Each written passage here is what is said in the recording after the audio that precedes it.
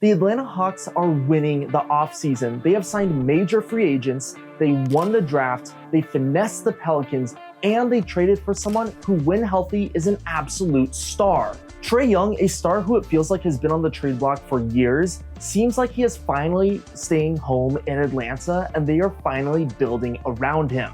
This is Trae Young's and the Hawks' best chance to break out of their funk in the wide open Eastern Conference. Welcome to 30 teams in 30 days. Let's break down the Atlanta Hawks. Last year, Atlanta went 40-42, lost in the play-in tournament, had the 18th ranked offense and the 19th ranked defense. But don't let that fool you, as a Jalen Johnson injury is what majorly derailed their season. But despite not the greatest of results, there was still some promise in this season. Trae Young played 76 games and he made his 4th All-Star appearance.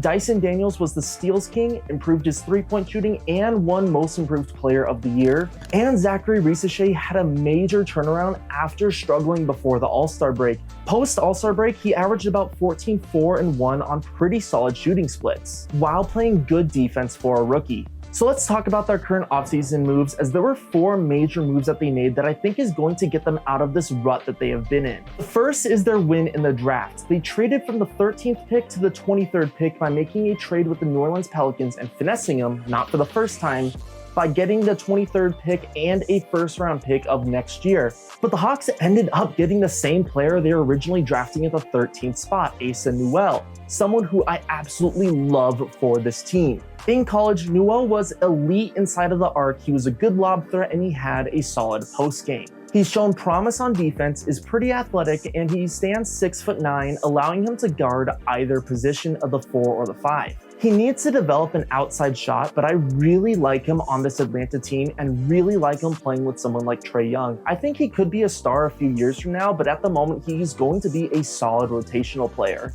Newell just shows a ton of promise to me. After all, he was a lottery talent that was drafted way later than he should have been. Next is Luke Kennard, aka the modern version of Kyle Korver. Since 2020, Kennard has been making 2 threes per game at a rate of 45%. Despite the Atlanta Hawks being the 3rd fastest team in the NBA, they are right in the middle of all teams, both in three-point efficiency and volume, so they needed a shooting boost because they're not making the threes that you would typically expect. He can help out their middle-of-the-road shooting, and he can play the 2 or the 1, which is valuable as the Hawks currently don't have a backup point guard. However, playing Kennard and Trae Young at the same time might be good from the outside game, but it will be a death sentence on defense. And speaking of death sentences, I want to talk about Nickeil Alexander-Walker because playing against him is a death sentence for the opposition. Nickeil Alexander-Walker is one of the best perimeter defenders in the league, as well as a 38% three-point shooter. He was absolutely loved in Minnesota as he embraced that underdog mentality and had a strong work ethic, and now he is bringing that to Atlanta. He is someone who is also touted coming out of college to have the potential for a stronger offensive game, so I am curious to see if he's going to develop any more on offense during his time in Atlanta, but at the very least he's going to be a good 3-and-D player. But he's someone I'm really excited to watch to see how he gels with this team, and I really want to see if he can make that leap this year.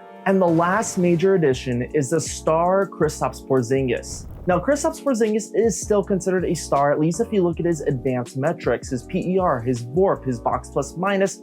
All of those basically put him as a still top 15 center, obviously when he's on the court.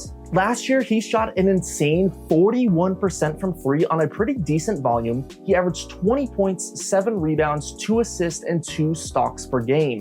Porzingis is absolutely still one of the best players in the league when he is healthy, but that is a huge win. Ever since his New York days, he has missed major time in all except 1 season.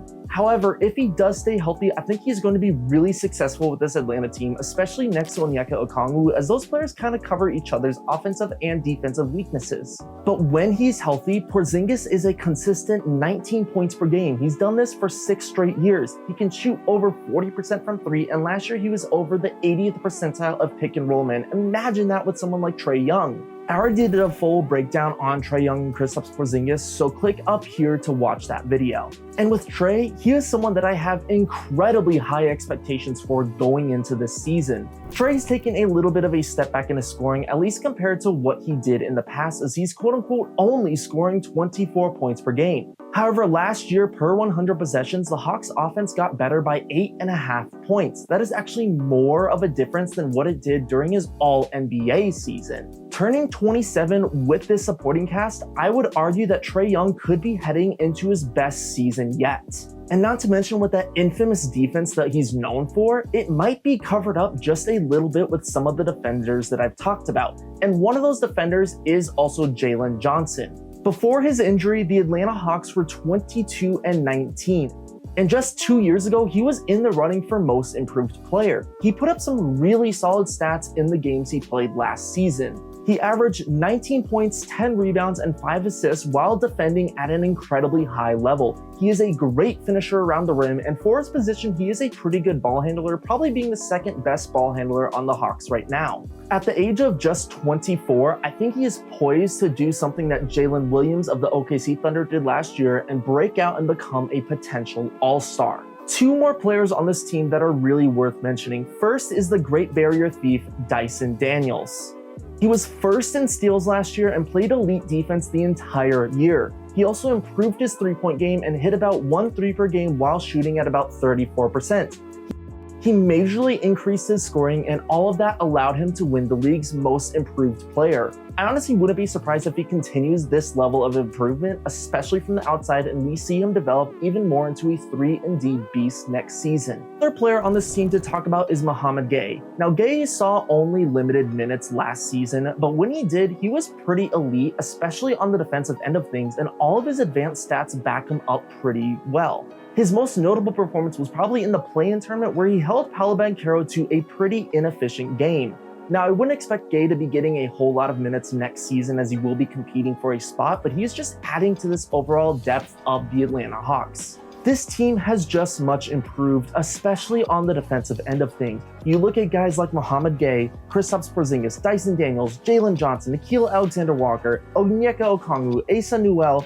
They've just surrounded Trae Young with a bunch of good defenders. And I didn't even talk about Onyeka Okongwu, and I think he's someone who can also take a major lead this year as he's probably going to be playing a lot more minutes with no Clint Capella. But this is one of the best defensive casts that Trae Young has been surrounded with, possibly in his entire career. And I think it's going to pay its dividends. The Pacers and Celtics are not competing this year due to the injuries of Haliburton and Tatum.